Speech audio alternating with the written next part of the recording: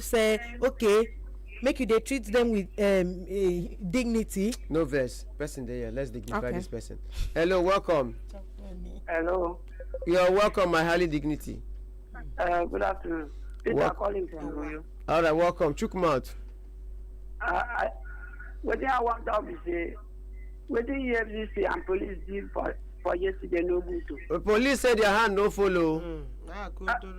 What do you mean that say? If you say my mother did the hospital and that thing happened, the body goes up lost. Is that what? No before here. Why they go do that kind of verification for hospital? But you did there No. when it happened. No verse. I made that body no surplus. Now the thing where would they avoid be that No surplus. I beg. as well. Komoko. EFCC there. Yeah. Hello, welcome, representative of the EFCC. Welcome. Welcome, EFCC. I'm a mere witness. Okay, go ahead. Okay. I don't even understand it. EMCC, they don't want to go hospital if they sick.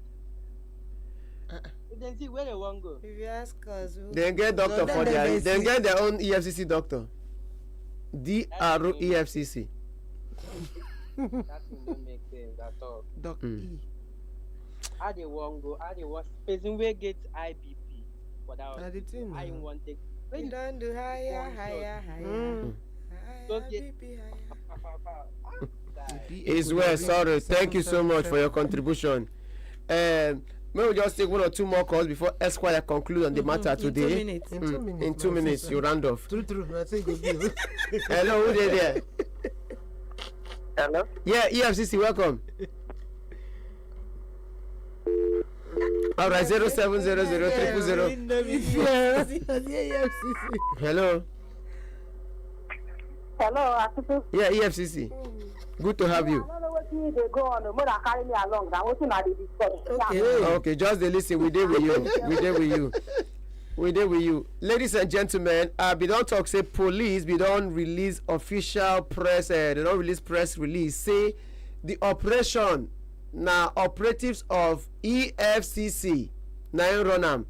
Say nothing concern police for that thing. Abeg, make we no dey involve police. And we know say normally some people dey claim say police no get good name. We know. But this one, Their name good. no, their name good. Even one policeman show me armpit say Biabia no dey inside. No, Say they they touch dey innocent. Abeg, make we no involve police or wetin no concern them according by them. But people say there's no difference between half a dozen and six. Say police and EFCC, it be like twins.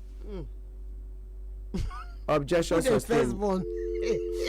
First command. Israel 0700 Good afternoon, welcome. Yes, so Matter that happened yesterday, I was there. I'm Dr. Eyewitness. okay. Beautiful. Now I'll be very serious now. You are a doctor and you are an eyewitness. I hope say no collect blue for eye. Equally a member of human rights. Wow. Okay, go ahead. Human rights activist. By the law, hospital is a place that is supposed to remain calm. Because some people are going through a kind of sickness that a shock or a shock can even push them to die. So no matter what happens, EFCC is supposed to use their discretion. I know that this is hospital and people are going through different ailments. That doesn't make the stomach.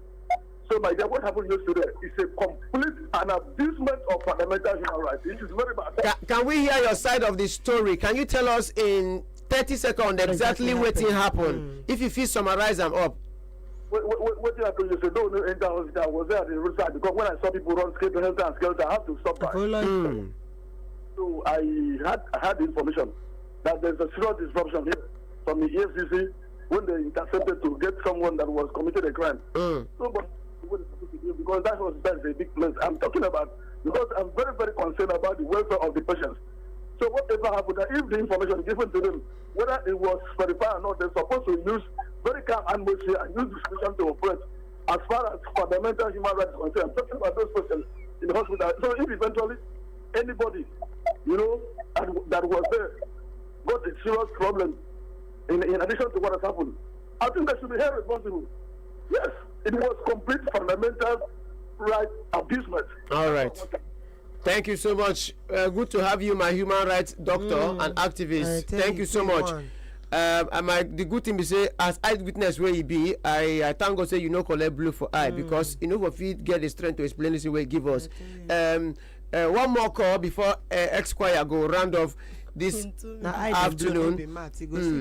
But people don't dey yarn say hospital na sacred environment where is meant for waiting preservation of life, and they not supposed to subject them to any form of you know, military barracks. I know say one thing wey me I know say we Nigerian I no wan use police, we Nigerian security officials one thing wey they like na abeg. You understand? And you gonna say it's okay you it's just like you know what happened in the Senate. It's okay. Off your mic. You were there. I was not there. Check the record. Ladies and gentlemen, when some tension don't high, they won't do that thing where they their mind. And thank God say no life been they lost. Because now this same thing now is up for Delta State. Where the same person may go carry way bill. You release your chaka it no work. Your that anger where they your mind no do. You still cock him again, quick him, a knock and shot, ete, the guy kaput. Now, you know, say, had I know the always, you need to get transport. Prevention is better than. Hello, who did there? Andy. Okay, Andy, please, 20 seconds. To summarize the entire thing. Listen for EFCC, listen for other establishments like the University Teaching Hospital. All of them, they're wrong. The chief medical director of the hospital been there too fast to call the commissioner of police. And when police came, they also reacted violently. Yes, this is waiting I go for hospital. Everybody, they're wrong. So make everybody just come down.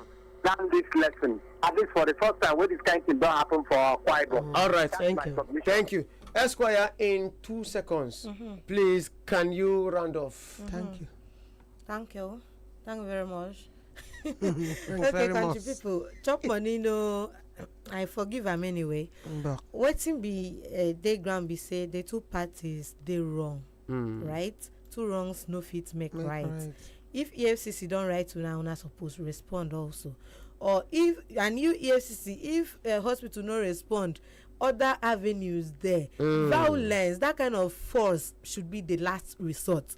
And even if na last resort to any other place, you know, fit for hospital. Thank you. So make everybody guard well. Mama, this woman say, make everybody hold himself. Money no day. Money no day. All right, ladies and gentlemen, money no day. And most people they see for road, their life remain one bar.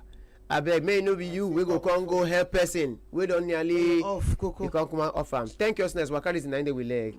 We go see again next week. Now the confirm show be this, so no be play. Chop money, they drop the vibes, skills they slay. From Monday reach Wednesday, now vibes we day. Turn up your radio, make you feel the flow. Confirm, hey, confirm. Energy they mad, you know they come. Confirm, hey, confirm. This not the show where they blow like bomb. We did the confirm show.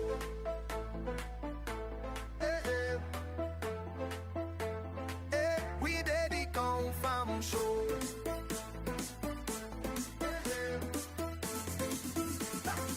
We did the confirm show. We are XL 106.9 FM. Music, entertainment, news, sports, lifestyle, and you. XL 106.9 FM. Time don't reach. For Tori as it happen on Top XL 106.9 FM.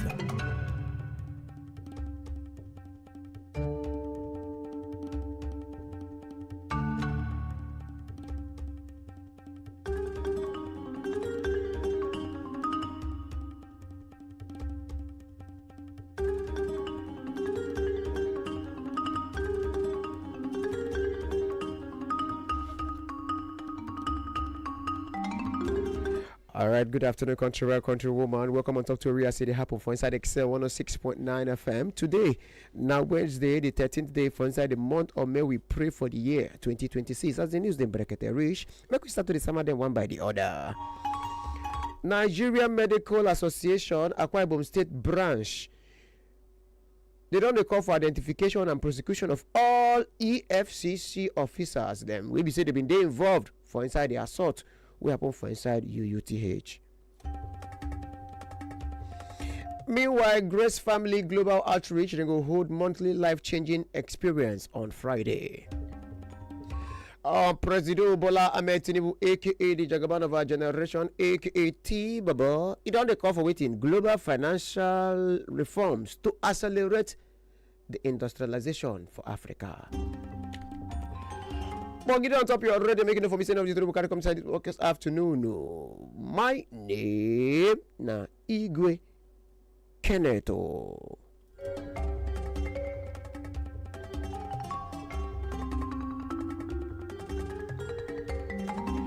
And now, as the news bracket reach, make we start to the sum of them one by the other. The Nigerian Medical Association, NAMA, Akwa Ibom State Branch, they don't just frown their face like a come away they no put milk and sugar. Can condemn the invasion of the University of Uyo Teaching Hospital (UUTH) by operatives of the Economic and Financial Crimes Commission, will be EFCC.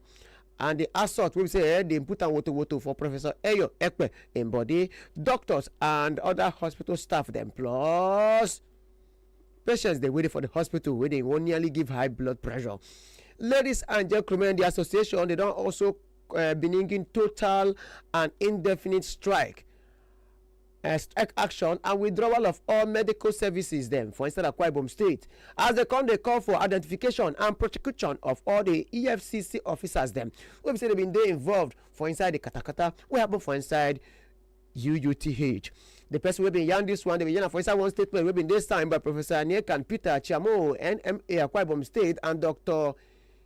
Iboroje the series Seke NMA Akwa Ibom State after one emergency general meeting which virtually that is online on Tuesday based on the katakata wey happen. The association Konde Yanu say Professor Eyo Ekpe will be deputy chairman medical advisory committee UUTH and UUTH professor of cardiothoracic surgery. Said they don't babamo within the premises of UUTH by the EFCC members. They will say they carry their face covered with masks. People come they wonder whether they be thief people or be them truly be security operatives. Them. Ladies and gentlemen, they say they beat this professor. Wait, so the map forget them be professor. They put them for him body woto. They assault them. They put a handcuff to the point of bleeding. Ladies and gentlemen, saying a small thing 9 hold the man, make you know for give up the ghost. Ladies and gentlemen, on top of the level, NMA Konde Yanu say no formal invitation. They no give the man any formal invitation. That is Professor Eyo Ekpe. All the leadership of NMA before this katakata bin happen. As they Konde Yanu, say on top of the level, the medical operatives them. They don't always they complain, medical professionals, they don't always they complain of harassment and ask us people where they there, they need peace, no be problem.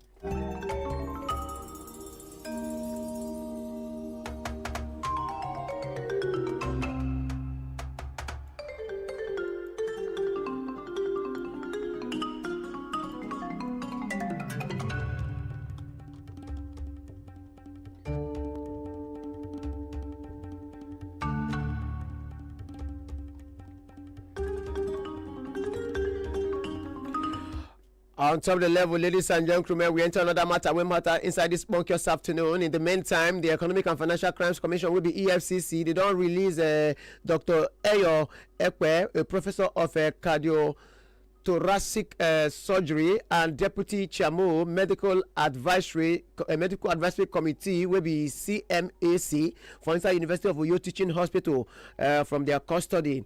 About 10 a.m. on Tuesday, officers of the EFCC they don't storm the UUTH premises and ladies and gentlemen, that's what they mob this professor, con knock and waiting no good. Ladies and gentlemen, they say the man be one to come out, but say no, they waiting carry them come. On top of the level, say they beat and waiting no good. They come back and put a handcuff for head, carry and go their house.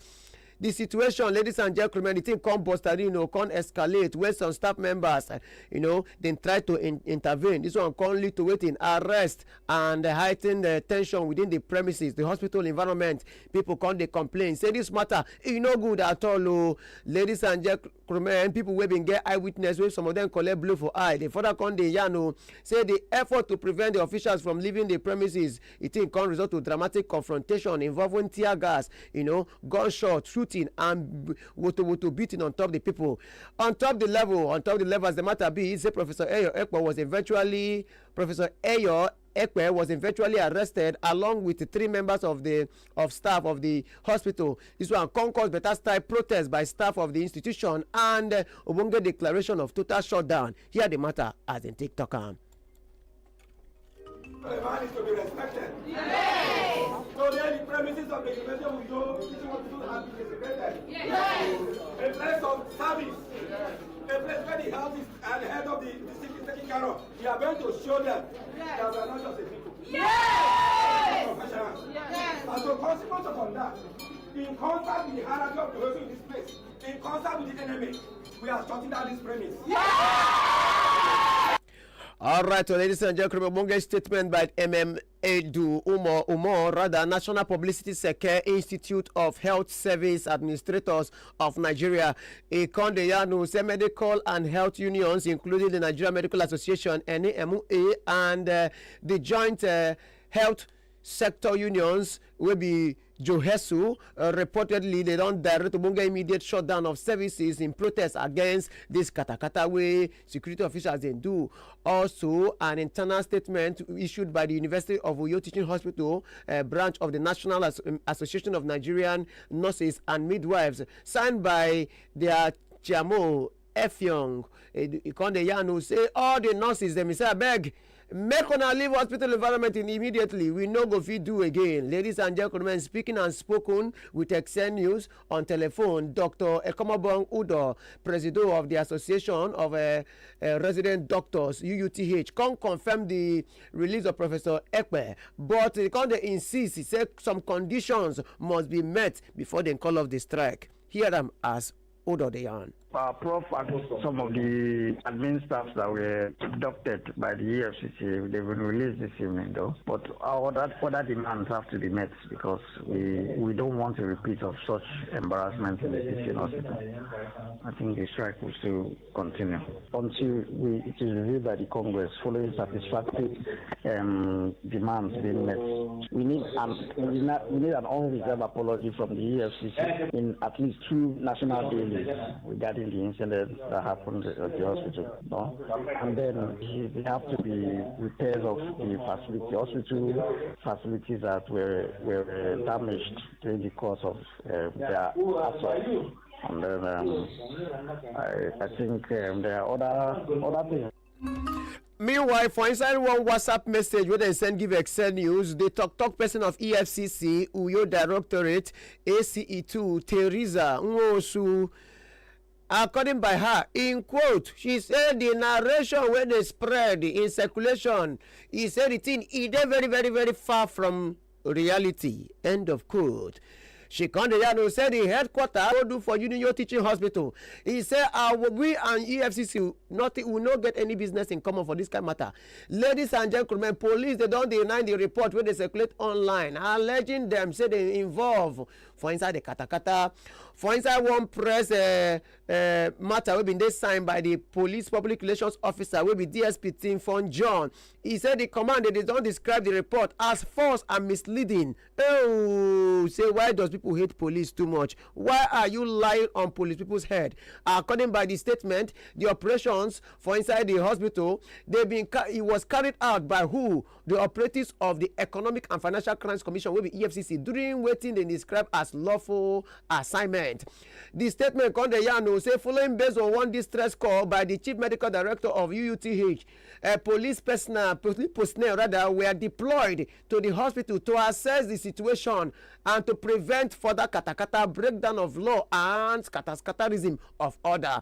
Ladies and gentlemen, they say the command, the Kondeyano, say upon their arrival, they become confirmed. Say the operatives, them, we are waiting. Who? Now EFC's people. Now they carry out the operation. Say nothing concern police for inside the matter. Say they just go there to make sure say they bring peace and order, make it for rain. But now people don't they turn them, say police follow put hand.